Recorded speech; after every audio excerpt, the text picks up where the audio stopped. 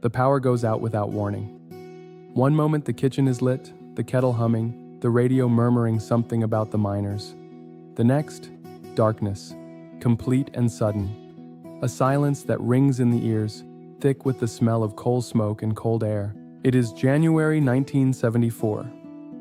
Frost has settled hard against the window panes, etched like silver lace. Inside, a mother moves without panic. She has done this before. She lights a candle, sets it on the counter, and opens the cupboard. She knows exactly what is there. She has been counting it all week.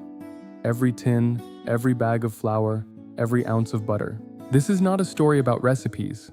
This is a story about survival, about what it actually took to keep a British family fed through one of the hardest decades the country had seen since the war. And the woman standing in that candle-lit kitchen, she is the reason her children never went to bed hungry. Not once. She was the anchor in the storm, the quiet strategist of the dinner table. Most people think of the 3-day week as a political footnote, something that happened in boardrooms and parliament. But it didn't happen in boardrooms, it happened in kitchens. At 5:30 in the evening, when 6 people needed feeding and the electricity had been cut since 2 o'clock. This was the real front line, where political decisions became empty plates. From the 1st of January 1974, Edward Heath's government restricted commercial electricity use to 3 consecutive days per week, a direct response to the miners' overtime ban. Coal powered most of Britain's electricity. When the miners stopped, the lights went out. The nation held its breath as the industrial heart began to stall. Television channels were ordered off air at 10:30 every night. Pubs closed early, offices ran on torchlight, and at home, mothers adapted, quietly, without fuss. But the power cuts were only part of it. 1973 brought a sugar shortage so severe that supermarkets began rationing it at the till. A sense of scarcity began to settle in like a permanent fog. 1974 saw bread disrupted by strike action. 1975, salt vanished from shelves. Inflation climbed to 26.9% by August of that year, the highest in living memory for most families. A pound didn't go far, and it was going less far every single week. Every penny was a prisoner, and every shopping trip was a battle. So what did those mothers actually cook? What went on the table when the cupboards were half empty, the heating had given up, and payday felt like it belonged to another life? These are the meals that kept Britain alive through its winters of discontent. Not gourmet, not glamorous, but real and deeply necessary. Meals born of a mother's ingenuity and grit. And if you grew up in Britain in the 1970s, at least one of these will take you straight back to that kitchen. The smell of it, the warmth of it, the feeling of sitting down to something hot when everything outside was cold and uncertain. Pay attention, because some of what comes next will surprise you. It was a time of true culinary resourcefulness, where love was served on a chipped plate. The tin. In 1974, Britain, the tin was everything. Not the fancy kind, the flat, slightly dented tin at the back of the cupboard, behind the flour and the bisto. The one your mother had bought 3 weeks ago when the shop still had stock. The one she had been saving, because saving was something that generation understood in their bones. A reserve against the unknown. Fray Bento's pies looked too flat to contain a meal, but they did. Steak and kidney, minced beef and onion, sealed tight since the factory. Getting them open was its own ordeal. That small metal key had to be wound carefully around the rim. Too fast and it snapped. But when it worked, what came out was a proper meal, a miracle of engineering and preservation, waiting to be unleashed by heat. 40 minutes at gas mark 6, lid off for the final 10 to crisp the top, gravy thick enough to coat a spoon, 6 plates served from 1 tin, paired with boiled potatoes. Mothers knew the timing by heart. Children pressed their faces to the oven glass, watching the pastry turn golden. On nights when the power had been restored just in time, that oven was the warmest place in the house, a beacon of hope. Corned beef arrived in blue-labeled tins from Argentina, shipped over because British farms alone couldn't meet demand. 1 tin, roughly 2 shillings, diced with potatoes and onions and fried until the edges crisped. A humble tin that crossed an ocean to reach a dinner plate in Birmingham or Leeds, bringing a taste of protein to a tight budget. Fathers asked for brown sauce. Mothers stretched it further with extra spuds. Leftovers went into sandwiches the next morning. Nothing wasted, not a scrap. And this was only the beginning of what those cupboards contained. Every meal was a puzzle solved by a mother's hand, a lesson in stretching the impossible until it fed everyone. Spam had fed Britain through the war. Processed pork shoulder, pressed into a rectangular tin, arriving originally as part of American Lend-Lease supplies in the 1940s. By the 70s, it had never quite shaken those wartime associations. But that didn't stop it feeding families. It was reliable, it was there, and it was affordable when everything else was rising in price. Thick slices dipped in batter, flour, water, sometimes an egg if one was available, and fried in hot oil until golden. Spam fritters. School canteens served them regularly. Chip shops kept them on the menu. At home, mothers lowered battered slices carefully into deep pans of hot fat while children waited at the table. Served with chips and tinned beans, it was tea-sorted. No waiting, no waste, no fuss. Then there was Smash. That blue tin with the Cadbury name promised hot mashed potato in minutes. No peeling, no boiling, no 20 minutes standing over a steaming pot. Just powder, boiling water, a stir. The adverts were impossible to forget. Those Martian robots laughing at humans for peeling potatoes with metal knives and boiling them for 20 of their minutes before smashing them all to bits. For a mother who had just come home after a full day's work to a cold house with no heating, and a family expecting food before the next power cut, those aliens had a point. The taste was a little metallic. The texture never fully convinced anyone raised on proper mash. But paired with sausages or corned beef hash, it filled the plate. And on a January night in 1974, that was what mattered. Efficiency was survival in a world with no time to peel. Findus crispy pancakes owned the 70s. Those orange bread-crumbed pockets, minced beef or cheese and onion, came straight from the freezer. 20 minutes in the oven and tea was ready. Mothers who worked full days depended on them. Children fought over the first one, then immediately regretted it when the filling scorched the roof of their mouths. The cheese ones caught you out every single time, perfectly cool looking outside, volcanic inside. By the mid-1970s, most British households owned a fridge and freezer ownership was climbing fast. Birdseye and Findus had built entire ranges around the working family's need for speed. The freezer was becoming a survival tool, somewhere to stockpile against the next shortage, the next strike, the next week when the shops ran low. It was the family's secret insurance policy, cold and filled with the promise of tomorrow's tea. Vesta Curries offered something else entirely, a cardboard box containing dehydrated beef curry and rice, or chicken chow mein with crispy noodles. Boil the foil bags for 20 minutes, and your kitchen smelled of something foreign and faintly exciting. Vesta launched in 1961, produced by bachelors, and became Britain's first widespread encounter with foreign food at home. It was exotic on a budget, a dream of travel in a cardboard box. Saturday nights meant Vesta. It felt special, even though the reality was strange and sweet and slightly raisin-flavored in a way that had nothing to do with actual Indian cuisine. In a decade when Indian restaurants were still rare outside major cities, a Vesta on a Saturday evening felt like a small adventure. Children fought over the crispy noodles. The rice clumped. Nobody cared. It was about the feeling of something different on a night when everything outside felt relentlessly the same, a flash of color in a gray decade. If this is taking you back, if you can smell that kitchen already, then subscribe to this channel. Every week we bring back the Britain that lived in the details. The smells, the sounds, the meals that shaped a generation. Hit like if this resonates, and leave a comment below. Tell us which dish puts you right back in that kitchen. If someone you know would remember all of this, share it with them. Some conversations are worth starting. Join our community of memories and help us keep this history alive for the next generation. Because the meals that truly carried families through the week, the ones that showed up Monday through Friday without fail, those came from somewhere much older than a cardboard box. There is a kind of cooking that doesn't come from a recipe book. It comes from necessity repeated so many times it becomes instinct.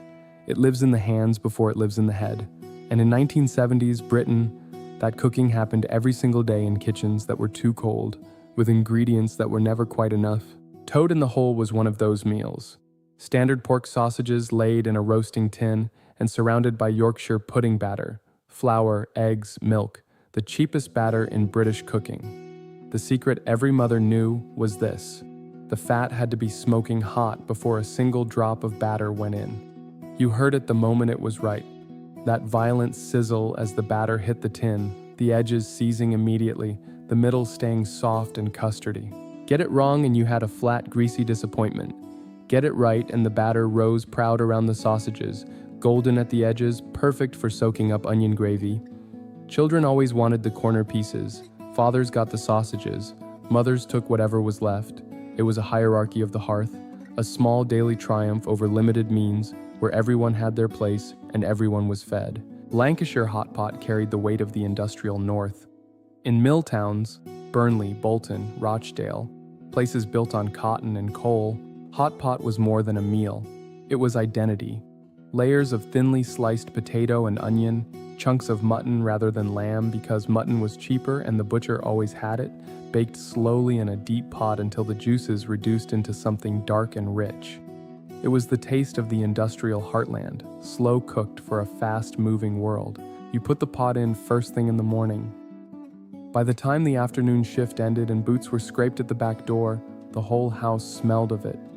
In homes where wages had dropped and hours had been cut by the 3-day week, that smell meant something. It meant there was still something worth coming home to. A warm welcome in a cold winter, a promise that despite the strikes and the cuts, the home fire still burned. Mince and tatties ruled Scottish and northern tables with quiet authority. Cheap minced beef simmered low and slow with onions, carrots, sometimes pearl barley when times were hard, and the mince needed stretching further. Served with mountains of mashed potato, a well pressed into the center to hold the gravy. Children guarded that well carefully, saving the richest part for last.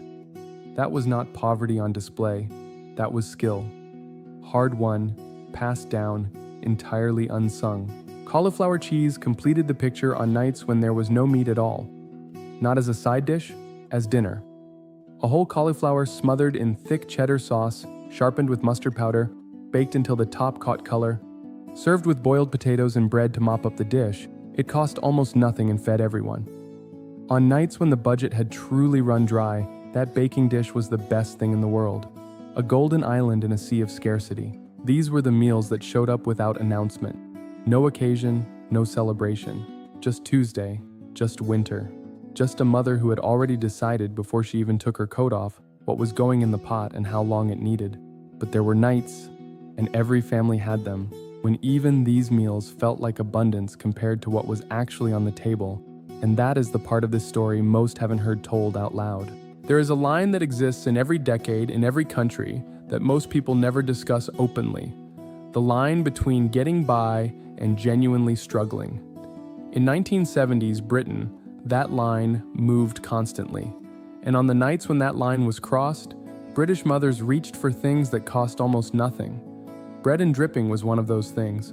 Beef dripping, pale and cooling in the pan, scraped carefully into a bowl. No shame in it, just the cold fact of the cupboard. Liver and onions appeared on tables where the budget had truly tightened. Lamb's liver cost a fraction of beef. A pound of it fed the whole family. Mothers fried it fast until the sharpness mellowed into the sweetness of the onion. The smell was unmistakable, metallic and strong, filling the house from the top of the stairs. Children pushed it around their plates. Fathers insisted it was good for the blood. Mothers knew the real reason. It kept everyone fed. Because refusing to cook it meant someone went hungry. Tripe and onions sat even further down the list of things children would willingly eat. Honeycomb tripe boiled slowly with onions and milk until tender. Grandfathers loved it without reservation. Children would not go near it. But here is the fact. In the early 1970s, Manchester alone had over 200 tripe shops. By the end of the decade, most had closed. The tradition collapsed in less than 10 years, not because it was bad food, because the country had changed fast enough that one generation's survival became another's punchline. Bubble and Squeak brought Monday back with brutal efficiency. Cold potatoes and leftover cabbage from Sunday's roast, mashed together and pressed into a hot frying pan until the edges crisped dark brown. The smell of reheated cabbage is not romantic. Children hated it. But fathers liked the crispy bits, and mothers needed every scrap to carry as far into the week as it possibly could. Letting leftovers go to waste was not an option. Nothing was wasted. Nothing. Ever. Fish finger sandwiches solved the problem on the nights when there was simply nothing left. 4 fish fingers between 2 thick slices of white bread, butter melting into ketchup, warm and salty and soft enough that children ate without complaint. It wasn't a meal anyone boasted about. It didn't have a name in any cookery book, but it was tea-sorted when exhaustion had won and the cupboard had almost nothing left to offer. Sometimes that was enough. Sometimes that was everything on a dark Friday night. And yet, somehow, there was still pudding. Through all of it, the power cuts, the shortages, there was still pudding. Because a British mother in 1974 understood something instinctively. A meal without something sweet at the end didn't feel finished. Angel Delight was the easiest answer. A paper sachet of powder whisked with cold milk until it thickened into mousse. Strawberry was the favorite. Butterscotch divided opinion. Whisking was half the ritual, a bit of magic from a packet. Arctic Roll asked for a freezer, and by the mid-1970s, most families had one. Vanilla ice cream wrapped in strawberry jam and sponge cake, sliced into rounds. Timing was everything. Too early from the freezer, and it collapsed. Too late, and the knife wouldn't go through. Children always got the biggest slices. In homes where pudding meant semolina, Arctic Roll on a Friday night felt like something worth looking forward to all week. A frozen treat in a cold winter, a celebration of having made it to the weekend. And then, the meal that anchored everything. Beef stew with sweat dumplings was not a recipe. It was a commitment. Cheap cuts, shin, scrag end, into the pot with carrots, swede, and onions. Heat low. Hours on the hob. The kind of slow cooking that transformed something tough into something that fell apart at the touch of a fork. The dumplings came last, sweat and flour, dropped into the stew. They swelled as they cooked, soaking up the gravy, becoming dense and heavy in the best possible way. Children went for them first, the prize for waiting. Fathers drank the broth from mugs while they waited. Mothers ate last, standing at the counter, making sure everyone else had enough before they sat down. That detail, mothers eating last, is the whole story of that decade told in a single image. She had grown up in the shadow of rationing. She didn't panic. She had the knowledge, the instinct. This video was never really about food. It was about the women who made it. They deserve to be remembered, truly remembered, for their strength, their skill, and their quiet, unbreakable love. If these stories matter to you, subscribe to this channel. Every week we bring back the Britain that lived in the details. Leave a comment telling us which dish takes you straight back, which smell, which sound, which plate puts you right there at that table. And if someone you know would remember all of this, share it with them today. The 1970s threw everything at Britain, and the women in its kitchens caught it every single time. That is not nostalgia. That is history. And it deserves to be told. Que Deus te abençoe. Seja forte na presença de Deus, pois Ele é contigo.